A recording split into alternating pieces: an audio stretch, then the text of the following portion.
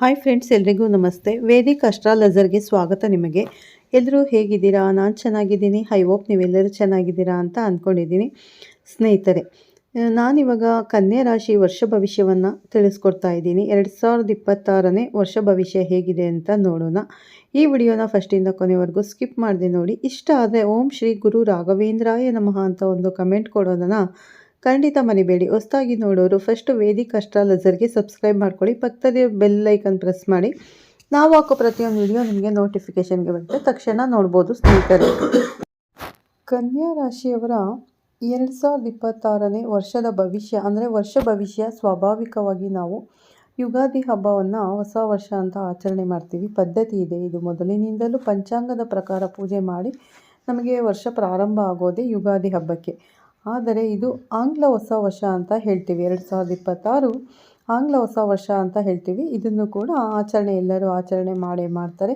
ಹಾಗಾಗಿ ಜನವರಿ 1ರಿಂದ ಡಿಸೆಂಬರ್ 31, 2026ನೇ ಇಸವಿಯ ಕನ್ಯಾ ರಾಶಿಯವರ ವರ್ಷ ಭವಿಷ್ಯ ಹೇಗಿದೆ ಅಂತ ನೋಡೋಣ ಬನ್ನಿ ಸ್ನೇಹಿತರೆ.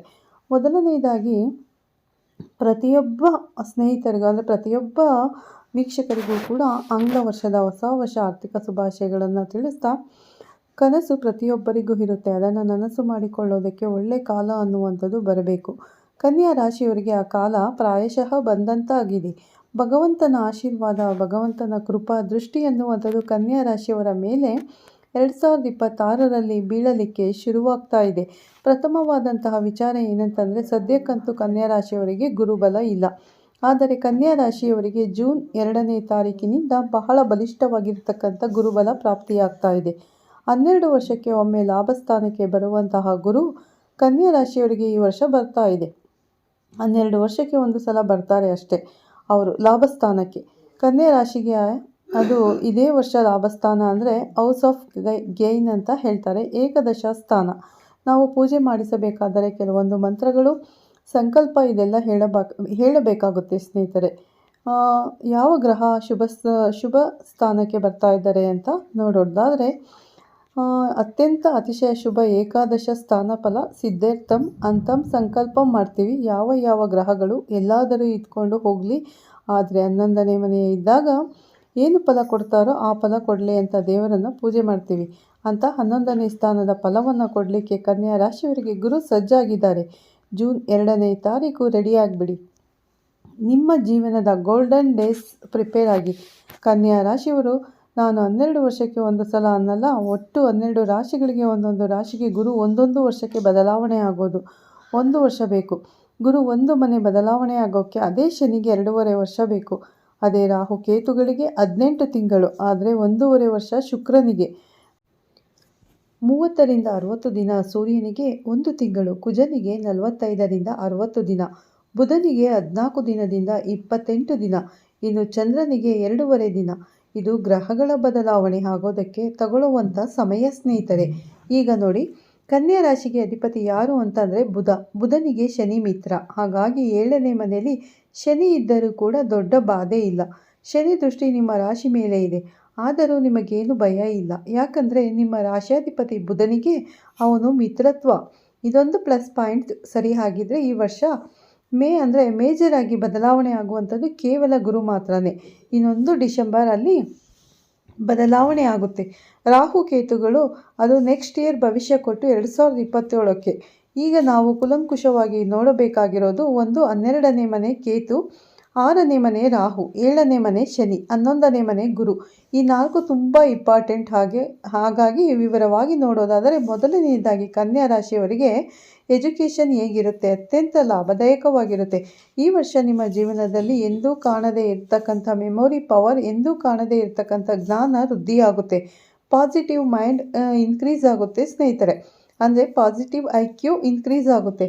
ಇಚ್ಛಾಶಕ್ತಿ, ಜ್ಞಾಪಕ ಶಕ್ತಿ ಇದೆಲ್ಲ ತುಂಬ ಚೆನ್ನಾಗಿ ಜಾಸ್ತಿಯಾಗಿ ಫ್ಲೋ ಆಗುತ್ತೆ ಕನ್ಯಾ ರಾಶಿಯವರಿಗೆ. ಕನ್ಯಾ ರಾಶಿಯ ಶಕ್ತಿ ಈ ವರ್ಷ ವಿದ್ಯೆ, ಅದು ಜೂನ್ 2ನೇ ತಾರೀಕು ನಂತರ, ಅಂದರೆ 2026 ಜೂನ್ 2ನೇ ತಾರೀಕಿನ ನಂತರ ಅಪ್ಲೈ ಆಗುತ್ತೆ.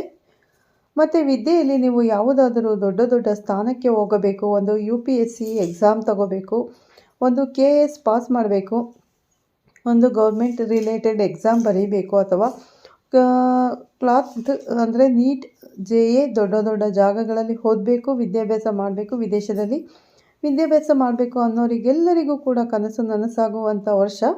ಪ್ರಯತ್ನ ತುಂಬ ಬೇಕು. ಪ್ರಯತ್ನ ಅನ್ನುವಂಥದ್ದು ಬಹಳ ಮುಖ್ಯ. ಪ್ರಯತ್ನದಿಂದಲೇ ಸಕ್ಸಸ್ ಆಗುವಂಥದ್ದು ಸ್ನೇಹಿತರೆ. ಸ್ಟ್ರಾಂಗ್ ಆದಂಥ ಪ್ರಯತ್ನದಲ್ಲಿ ಅದು ಬಹಳ ಇಂಪಾರ್ಟೆಂಟ್. ವಿದ್ಯಾಭ್ಯಾಸ ಕ್ಷೇತ್ರಗಳಲ್ಲಿ ಯಾವುದೇ ಸಮಸ್ಯೆ ಇಲ್ಲ. ಎಜುಕೇಷನ್ ನಂಬರ್ 1 ನಿಮಗೆ ತುಂಬ ಚೆನ್ನಾಗಿದೆ. Number 2 job. ಕರ್ಮಕಾರಕನಾಗಿರ್ತಕ್ಕಂಥ ಶನಿ 7ನೇ ಮನೆಯಲ್ಲಿದ್ದು ಸ್ವಾಮಿಯ ದೃಷ್ಟಿ ನಿಮ್ಮ ರಾಶಿ ಮೇಲೆ ಇರುವುದರಿಂದ ನಿಮ್ಮ ರಾಶಾಧಿಪತಿ ಬುಧನಿಗೆ ಅವನು ಮಿತ್ರನಾದ್ದರಿಂದ ಕರ್ಮಕಾರಕ ಬಲಿಷ್ಠನಾಗಿರುತ್ತಾನೆ. ಕರ್ಮಸ್ಥಾನಾಧಿಪತಿ ನಿಮ್ಮ ರಾಶಿ ಅಧಿಪತಿನೇ ಬುಧನೇ. ಹಾಗಾಗಿ ಶನಿ ಬುಧ ಕಾಂಬಿನೇಷನಲ್ಲಿ ನಿಮಗೆ ಉದ್ಯೋಗದಲ್ಲಿ ಸ್ಥಿರತ್ವ ಸಿಗುತ್ತೆ. ಇರೋ ಉದ್ಯೋಗದಲ್ಲಿ ಪ್ರಮೋಷನ್ ಅಥವಾ ನಿಮಗೆ ನೆಕ್ಸ್ಟ್ ಲೆವೆಲ್ ರೀಚ್ ಆಗೋದು, ಸ್ಯಾಲ್ರಿ ಇನ್ಕ್ರಿಮೆಂಟ್ ಆಗೋದು, ಹೊಸ ಜಾಬ್ ಸಿಗುವಂಥದ್ದು, ಜಾಬಲ್ಲಿ ರಿಲೇಟೆಡ್ ಇಶ್ಯೂಸ್ ಇಲ್ಲ.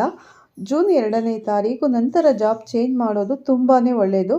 ಉದ್ಯೋಗದಲ್ಲಿ ಯಾವುದೇ ಅನಾನುಕೂಲ ಆಗದೆ ಎಲ್ಲವೂ ಅನುಕೂಲವಾಗಿ ಸುದೀರ್ಘವಾದ ಬಲಿಷ್ಠವಾದ ಫಲಗಳನ್ನು ಕೊಡ್ತಕ್ಕಂಥ ಸ್ಥಾನದಲ್ಲಿ ವಿಶೇಷವಾಗಿ ಕೂತಿದ್ದಾರೆ. ಯಾರು? ಶನಿ ಹಾಗೂ ಬುಧನ ಸ್ಥಾನ. ಹಾಗಾಗಿ ಜಾಬ್ ರಿಲೇಟೆಡ್ ಇಶ್ಯೂಸ್ ಇಲ್ಲ ನಿಮಗೆ. ನೀವು ಯಾವುದೇ ಕೈಂಕರ್ಯ ಜಾಬ್ ಮಾಡಿ, ನೀವು ಗೌರ್ಮೆಂಟ್ ಅಂದರೆ ಅಲ್ಲಿರಿ, ಪ್ರೈವೇಟ್ ಸೆಕ್ಟರಲ್ಲಿರಿ, ಕಾಂಟ್ರಾಕ್ಟ್ ಸೆಕ್ಟರಲ್ಲಿ ಇದ್ರೂ ಕೂಡ ಯಾವುದೇ ರೀತಿ ಇದ್ರೂ ಕೆಲಸಗಳಲ್ಲಿ ಕೂಡ ಉದ್ಯೋಗವನ್ನು ಸಕ್ಸಸ್ ಮಾಡಿಕೊಳ್ಳುವಂಥ ಕೆಪಬಿಲಿಟಿ ಆ್ಯಂಡ್ ಎಲಿಬಿಲಿಟಿ ನಿಮಗೆ ತುಂಬಾ ಜಾಸ್ತಿ ಇದೆ. ಅಂದರೆ ಈ ವರ್ಷ 2026ರಲ್ಲಿ ಜಾಬ್ಗೆ ಏನೂ ಇಶ್ಯೂಸ್ ಇಲ್ಲ. ಯಾವುದೇ ರೀತಿ ತೊಂದರೆ ತಾಪತ್ರಯಗಳು ಬರೋದಿಲ್ಲ.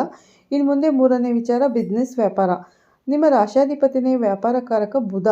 ವ್ಯಾಪಾರಕಾರಕ ಬುಧ ನಿಮಗೆ ಒಂದೊಂದು ತಿಂಗಳು ಕೆಲವೊಂದು ಬದಲಾವಣೆಗಳ ಫಲವನ್ನು ಕೊಡ್ತಾ ಹೋಗ್ತಾನೆ. ಪ್ರತಿ ತಿಂಗಳು ಬುಧಾದಿತ್ಯ ಯೋಗವನ್ನು ಎಂಜಾಯ್ ಮಾಡ್ತಾ ಇರ್ತೀರ. ಆ ಬುಧಾದಿತ್ಯ ಯೋಗದ ಫಲ ಭಗವಂತನ ಅನುಗ್ರಹ ಯಥೇಚ್ಛವಾಗಿ ದ್ವಿಗುಣ ಚತುರ್ಗುಣವಾಗಿ ಇರುತ್ತೆ ನಿಮಗೆ. ಹಾಗಾಗಿ ಹೊಸ ವ್ಯಾಪಾರ ಶುರು ಮಾಡುವವರಿಗೆ ಸಕ್ಸಸ್, ಇರೋ ವ್ಯಾಪಾರ ನಡೆಸ್ಕೊಂಡು ಹೋಗೋರಿಗೆ ಇನ್ನೂ ಸಕ್ಸಸ್ಸು. ಏನಾದರೂ ನೀವು ಒಂದು ಗೋಲ್ ಇಟ್ಕೊಂಡು ರೀಚ್ ಆಗಬೇಕು, ಬಿಸ್ನೆಸ್ಸು ಯಾವುದರಲ್ಲೇ ಆಗಿರಲಿ ಇನ್ವೆಸ್ಟ್ ಮಾಡಬೇಕು ಅಂತ ಏನಾದರೂ ಯೋಚನೆ ಮಾಡ್ತಾಯಿದ್ರೆ ಸರಿಯಾದ ಸಮಯ ಇದು. ಗುರುಬಲ ಜೊತೆಗೆ ಸೇರಿದ ಮೇಲೆ ಮಾಡಿದರೆ ಇನ್ನೂ ಕೂಡ ಸಕ್ಸಸ್ ಜಾಸ್ತಿ ಆಗುತ್ತೆ. ಇವೆಲ್ಲವೂ ಕೂಡ ನಿಮಗೆ ಶುಭ ಫಲ ಅಂತ ಹೇಳ್ಬೋದು. ಹಾಗಾಗಿ ಯೋಚನೆ ಮಾಡದೆ ಧೈರ್ಯವಾಗಿ ಮುನ್ನುಗ್ಗಬಹುದು. ಬಿಸ್ನೆಸ್ಗೆ ಏನೂ ತೊಂದರೆ ಇಲ್ಲ, ಯಾವುದೇ ನೆಗೆಟಿವಿಟಿ ಇಲ್ಲ, ಚಿಂತೆ ಮಾಡೋಕ್ಕೆ ಅವಶ್ಯಕತೆಯೂ ಇಲ್ಲ. ಇನ್ನು 4ನೇದು ಹೆಲ್ತು. 6ನೇ ಮನೆ ಅಧಿಪತಿ ಬಂದು ನಿಮಗೆ 7ನೇ ಮನೆ ಇದ್ದಾನೆ. ಸ್ವಲ್ಪ ಜನನಾಂಗ ಸಮಸ್ಯೆಗಳು ಬರುತ್ತೆ. Urinary infection, motion problems, files ಅಥವಾ ಸರ್ಕ್ಯುಮೆಸೇಜ್ ಅಂದರೆ ಆಪರೇಷನ್, ಈ ಥರ ಕೆಲವೊಂದು ಜನನಾಂಗ ಸಮಸ್ಯೆಗಳು ಬರುವಂಥ ಸಾಧ್ಯತೆಗಳು. ಬೆನ್ನು ಮೂಳೆ ಅತ್ಯಂತ ಅಂದರೆ ಸ್ವಲ್ಪ ಚಿಕ್ಕ ಪುಟ್ಟ ಸಮಸ್ಯೆ ಆಗೋದು, ಸ್ವಲ್ಪ ಮಟ್ಟಿಗೆ ಹಿಂಸೆ ಆಗುತ್ತೆ. ಮತ್ತು ರಕ್ತ ಸಂಚಾರದಲ್ಲಿ ಏರ್ಪೇರು ಆಗುವಂಥದ್ದು, ಇವೆಲ್ಲ ಆರೋಗ್ಯದಲ್ಲಿ ಆಗಬಹುದಾದ ಸ್ವಲ್ಪ ಸಣ್ಣ ಪುಟ್ಟ ಸಮಸ್ಯೆಗಳು. ಸಾಧ್ಯವಾದಷ್ಟು ಯೋಗ, ಮೆಡಿಷನನ್ನು ಮಾಡಿ, ಅದು ನಿಮಗೆ ಬಹಳ ಒಳ್ಳೆಯ ಫಲವನ್ನು ಕೊಡುತ್ತೆ ಸ್ನೇಹಿತರೆ. ಅದರಲ್ಲಿ ಡೌಟೇ ಇಲ್ಲ. ಹೆಲ್ತಲ್ಲಿ ಬೇರೆ ಯಾವುದೇ ದೊಡ್ಡ ಪ್ರಮಾಣ ಸಮಸ್ಯೆ ಇಲ್ಲ. ಬೇರೆ ಏನಾದರೂ ಸಮಸ್ಯೆ ಇದ್ದರೆ ಅದು ನಿಮ್ಮ ಮೂಲ ಜಾತಕಕ್ಕೆ ಅನ್ವಯಿಸುತ್ತೆ. ಗೋಚಾರದ ರೀತಿಯ ಇಷ್ಟೇ ನಿಮಗೆ ಹೆಲ್ತ್ ರಿಲೇಟೆಡ್ ಇಶ್ಯೂಸ್. ಇನ್ನು ವೆಲ್ತ್, ಐಶ್ವರ್ಯ ಹೇಗಿರುತ್ತೆ ಅಂದರೆ ತುಂಬಿ ತುಳುಕುತ್ತೆ. ಈ ವರ್ಷ ನಿಮಗೆ ಐಶ್ವರ್ಯ ಅನ್ನುವಂಥದ್ದು ವೃದ್ಧಿ, ಒಳ್ಳೆ ಹಾಗೆ ಮೇಲಕ್ಕೆ ರೀತಿಯಾಗಿ ಹತ್ತುತ್ತೆ. ಬೆಟ್ಟ ಹೆಂಗೆ ಹತ್ತುತ್ತೀವಿ ನಾವು ಆ ರೀತಿ ಹತ್ತುತ್ತೆ ಐಶ್ವರ್ಯ. ಈ ವರ್ಷ ಜೂನ್ 2ನೇ ತಾರೀಕು ನಂತರ ಬರುವಂಥ ಗುರು ಬಲದಲ್ಲಿ ನೀವು 7ನೇ ಏನೇನು ಕೂಡಿಡಬೇಕು, ಒಂದು ಮನೆ ಮಾಡೋದು, ಒಂದು ಬಂಗಾರ ತಗೊಳ್ಳೋದು, ಒಂದು ವಾಹನ ತಗೊಳ್ಳೋದು, ಒಂದು ಫಿಕ್ಸೆಡ್ ಮಾಡೋದು, ಅಮೌಂಟನ್ನು, ದುಡ್ಡನ್ನು ಎಲ್ಲೆಲ್ಲಿ ಎತ್ತಿಟ್ಟು ಸ್ಟೋರ್ ಮಾಡಿ ನಿಮ್ಮ ಫ್ಯೂಚರ್ ಹೊಸ ಸೆಕ್ಯೂರ್ ಮಾಡಬೇಕು ಅನ್ಕೋತಿರೋ ಎಲ್ಲವನ್ನು ಮಾಡಿ. ಎಲ್ಲದಕ್ಕೂ ಅವಕಾಶ ಅನ್ನೋದು ಸಿಗುತ್ತೆ. ದಾರಿ ಸುಗಮವಾಗಿ ಕಾಣುತ್ತೆ. ದಾರಿಯಲ್ಲಿ ಯಾವುದೇ ರೀತಿ ಅಡೆತಡೆ ಇರೋದಿಲ್ಲ ಸ್ನೇಹಿತರೆ. ಯಾವುದೇ ನಿಮ್ಮ ಪ್ರಯತ್ನ ಒಳ್ಳೆಯದಾಗಿದ್ದರೆ ಖಂಡಿತ ಒಳ್ಳೆಯ ಫಲ ನೀವು ಅನುಭವಿಸ್ತೀರ. ಹೆಚ್ಚಾಗಿರುತ್ತೆ, ನಿಮ್ಮ ಪ್ರಯತ್ನ ಹೆಚ್ಚಾಗಿರಬೇಕು. ಸ್ವಲ್ಪ ದುಡ್ಡು ಸಂಪಾದನೆ ಮಾಡೋದು ಕಷ್ಟ ಅಂತಂದರೆ ಸ್ವಲ್ಪ ಅದಾದಮೇಲೆ ಜಾಸ್ತಿ ದುಡ್ಡು ಮಾಡೋದು ತುಂಬ ಈಸಿ ಅಂತೆ. ನನ್ನ ಅನುಭವ ಅಲ್ಲ, ನಮ್ಮ ಹಿರಿಯರ ಅನುಭವ. ಅವರು ಹೇಳಿರೋದನ್ನು ನಾನು ನಿಮಗೆ ಹೇಳ್ತಾ ಇದ್ದೀನಿ ಸ್ನೇಹಿತರೆ. ದುಡ್ಡನ್ನು ಕೂಡಿಡಲಿಕ್ಕೆ ನೀವು ಪ್ರಯತ್ನ ಪಡೋದು, ಹೆಚ್ಚು ಪಾಲು ಮಾಡೋದು ಬಹಳ ಉತ್ತಮ. ಅದು ನಿಮಗೆ ಒಳ್ಳೆಯ ಒಂದು ಶಕ್ತಿ ಕೂಡ ಆಗುತ್ತೆ. ಆ್ಯಂಡ್ ಭಗವಂತನ ಆಶೀರ್ವಾದ, ಸಪೋರ್ಟ್ ನಿಮಗೆ ಸಿಗುತ್ತೆ. ಚಿಂತೆ ಮಾಡುವ ಅವಶ್ಯಕತೆ ಅಂತೂ ಖಂಡಿತ ಇಲ್ಲ ಈ ವರ್ಷ ನಿಮಗೆ. ಹಾಗಾಗಿ ಐಶ್ವರ್ಯ ಅನ್ನುವಂಥದ್ದು ನಿಮಗೆ ಸಕ್ಸಸ್ಸನ್ನು ಕೊಡುತ್ತೆ ಈ ವರ್ಷ. ಆರನೇದು ವಿವಾಹ ಮತ್ತು ನಿಮ್ಮ ರಿಲೇಷನ್ಶಿಪ್ ಮದುವೆ ಅಂದರೆ ರಿಲೇಟೆಡ್ ಆಗಿ ಏನು ನಿಮ್ಮ ಪ್ರಯತ್ನಗಳು ವಿಫಲವಾಗ್ತಾ ಇತ್ತೋ ಈ ವರ್ಷ ಎಲ್ಲ ಸಫಲ ಆಗುತ್ತೆ. ಮದುವೆನೇ ಅಂತಲ್ಲ, ಶುಭ ಕಾರ್ಯಗಳು ಯಾವುದೇ ಆಗಬಹುದು. ಗೃಹ ಪ್ರವೇಶದಿಂದ ಹಿಡಿದು ನೀವು ಯಾವುದೇ ಶುಭ ಕಾರ್ಯ ಮಾಡಬೇಕು ಅಂದರೂ ಕೂಡ ಇದು ಸರಿಯಾದ ಸಮಯ. 2026 ಯುಟಿಲೈಸ್ ಮಾಡಿಕೊಳ್ಳಿ, ಚೆನ್ನಾಗಿ ಯುಟಿಲೈಸ್ ಮಾಡ್ಕೊಳ್ಳಿ. ಪ್ರೇಮ ವಿವಾಹಕ್ಕೂ ಸಪೋರ್ಟ್ ಸಿಗುತ್ತೆ, ಸಕ್ಸಸ್ ಆಗುತ್ತೆ. ನಿಮಗೆ ಒಂದು ಹಂತಕ್ಕೆ ಎಲ್ಲರ ಒಂದು ಸಹಕಾರ ಸಿಗುತ್ತೆ, ಸಮ್ಮತ ಸಿಗುತ್ತೆ. ಸಕ್ಸಸ್ ಅನ್ನುವಂಥ ಒಂದು ರೇಂಜ್ಗೆ ಹೋಗಿ ನಿಲ್ತೀರಾ. ತಂದೆ ತಾಯಿ, ಅಕ್ಕ, ಅಣ್ಣ, ತಮ್ಮ, ತಂಗಿ, ಸ್ನೇಹಿತೆ ಈ ರೀತಿಯಾದಂಥ ರಿಲೇಷನ್ಶಿಪ್ ನಿಮಗೆ ತುಂಬ ಚೆನ್ನಾಗಿರುತ್ತೆ. ಒಂದು ಪ್ರೀತಿ ಅನ್ನೋದು ಪ್ರಚೋದನೆ ಆಗುತ್ತೆ, ಸಾತ್ವಿಕ ಪ್ರೀತಿ ನಿಮ್ಮಲ್ಲಿ ಹೆಚ್ಚಾಗುತ್ತೆ. ಹಾಗಾಗಿ ಮದುವೆ ಮತ್ತು ರಿಲೇಷನ್ಶಿಪ್ಪಲ್ಲಿ ಯಾವುದೇ ಇಶ್ಯೂಸ್ ಇಲ್ಲ. ಇವನ್ ಗಂಡ ಹೆಂಡತಿ ಸಂಬಂಧ ಮುರಿದು ಬೀಳುವಂಥ ಸಂದರ್ಭ ಬಂದರೂ ಬ್ಯಾಲೆನ್ಸ್ ಮಾಡುವಂಥ ಕೆಪಬಿಲಿಟಿ ಕನ್ಯಾ ರಾಶಿಯವರಿಗಿದೆ. ಈ ವರ್ಷ ಕೊಡ್ತಾನೆ ಭಗವಂತ. 7ನೇದು ಸಂತಾನ ಅನ್ನೋದು ಯಾರಿಗೆ ತಾನೇ ಬೇಡ ಅಂತ ಹೇಳಿ. ಪ್ರತಿಯೊಬ್ಬರ ದಂಪತಿಗಳು ಕೂಡ ಸಂತಾನವನ್ನು ಅಪೇಕ್ಷೆ ಪಟ್ಟಿ ಬರ್ತಾರೆ. ಹಾಗಾಗಿ ಸಂತಾನ ನಿಮಿತ್ತವಾಗಿ ನಿಮ್ಮ ಎಲ್ಲ ಪ್ರಯತ್ನಗಳೆಲ್ಲವೂ ಯಶಸ್ಸು ಸಿಗುತ್ತೆ. ಜೂನ್ 2ನೇ ತಾರೀಕು ನಂತರ ಪ್ರಯತ್ನ ಪಡಿ. ನಿಮ್ಮ ಸಂತಾನ ನಿಮಗೆ ಸಕ್ಸಸ್ಸನ್ನು ಕೊಟ್ಟು ಮನೆಗೆ ಒಂದು ಅತಿಥಿ ಆಗಮನ. ಆ ಅತಿಥಿ ನಿಮ್ಮ ವಂಶಾಭಿವೃದ್ಧಿಗೆ ಕಾರಣವಾಗ್ತಾರೆ. ಹೆಣ್ಣಾಗಲಿ ಗಂಡಾಗಲಿ ದೇವರ ಪ್ರಸಾದ ಅಂತ ಸ್ವೀಕಾರ ಮಾಡಿ. ಸಂತಾನಕ್ಕೆ ಯಾವುದೇ ತೊಂದರೆ ಇಲ್ಲ, ಯಾವುದೇ ಪರಿಹಾರಗಳಿಲ್ಲ, ಏನೂ ಅವಶ್ಯಕತೆ ಬೇಕಿಲ್ಲ. ಹಾಗಾಗಿ ಕನ್ಯಾ ರಾಶಿಯವರಿಗೆ ಸಂತಾನ ಸಡಗರ ಸಂಭ್ರಮ ಇಷ್ಟು ಕೂಡ ಸಿಗುತ್ತೆ 2026ರಲ್ಲಿ. ಯಾವ ಯೋಗ ಬರುತ್ತೆ ಅಂದರೆ ಲಾಭಸ್ಥಾನಕ್ಕೆ ಗುರು ಬಂದು ಹಂಸಯೋಗ ಅನ್ನುವಂಥ ಯೋಗ ಬರುತ್ತೆ. ಹಂಸಯೋಗದಿಂದ ಏನೋ ಒಂದು ಧನ ಅಂದರೆ ಹಣ ಸಂಪಾದನೆ ಮಾಡ್ತೀರಾ, ಇನ್ನೊಂದು ಸಂತಾನ ವೃದ್ಧಿ ಆಗುತ್ತೆ.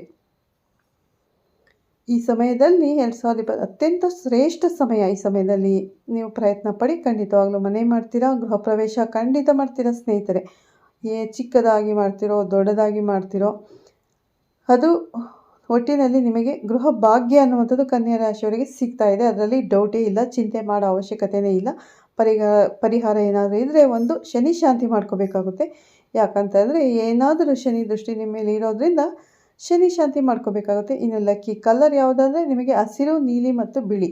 ಈ ವರ್ಷ ಅದೃಷ್ಟ ಬಣ್ಣ, ಅದೃಷ್ಟ ಸಂಖ್ಯೆ ಮತ್ತು ನಿಮಗೆ ಅದೃಷ್ಟದ ದಿನ ಅಂತ ಬಂದರೆ ಬುಧವಾರ ಹಾಗೂ ಶುಕ್ರವಾರ. ಅದೃಷ್ಟದ ದಿಕ್ಕು ಪೂರ್ವ ಮತ್ತು ಪಶ್ಚಿಮ.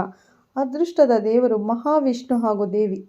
ಇದಿಷ್ಟು 9 ವಿಚಾರಗಳು ತಿಳ್ಕೊಳ್ಳಿ. ನೆಕ್ಸ್ಟ್ ನಮಗೆ 12ನೇ ಮನೆಯಲ್ಲಿ ಕೇತು. ಇದನ್ನು ನಾವು ಅನಲೈಸ್ ಮಾಡೋಕ್ಕೆ 12ನೇ ಮನೆ ಕೇತು ಏನು ಹೇಳುತ್ತೆ. 12ನೇ ಮನೆ ಕೇತು ವ್ಯಯದಲ್ಲಿದ್ದಾಗ ಅದು ಧನ ಆಗುತ್ತೆ ಸ್ನೇಹಿತರೆ. ಮೋಕ್ಷ ಕುಂಡಲಿ ಅಂತ ಅದರ ಹೆಸರು ಅರ್ಥ. ಈ ವರ್ಷ ಹೆಚ್ಚು ಆಧ್ಯಾತ್ಮಿಕ ದೇವರು, ದೊಡ್ಡವರು, ಗುರುಗಳು ಅಂತ ಪೂಜೆಯನ್ನು ಮಾಡುವಂಥದ್ದು ಹೆಚ್ಚಾಗುತ್ತೆ. ಜೊತೆಗೆ ದೇಶ ವಿದೇಶಗಳ ಸಂಚಾರ ಮಾಡುವಂಥ ಯೋಗ ಕೂಡ ನಿಮಗೆ, ಕಷ್ಟಗಳು ಕೂಡ ದೂರ ಆಗುತ್ತೆ, ಯೋಗ ಕೂಡ ಇದೆ ಅಂತ ಹೇಳ್ತಾ ಈ ವಿಡಿಯೋನ ಇಲ್ಲೇ ಮುಗಿಸ್ತಾ ಇದ್ದೀನಿ. ಈ ವಿಡಿಯೋ ಇಷ್ಟ ಆದರೆ ಲೈಕ್ ಮಾಡಿ, ಶೇರ್ ಮಾಡಿ. ಮತ್ತೆ ಸಿಗ್ತೀನಿ ಉತ್ತಮ ರಾಶಿ ಭವಿಷ್ಯದೊಂದಿಗೆ. ಅಲ್ಲಿವರೆಗೂ ಧನ್ಯವಾದಗಳು.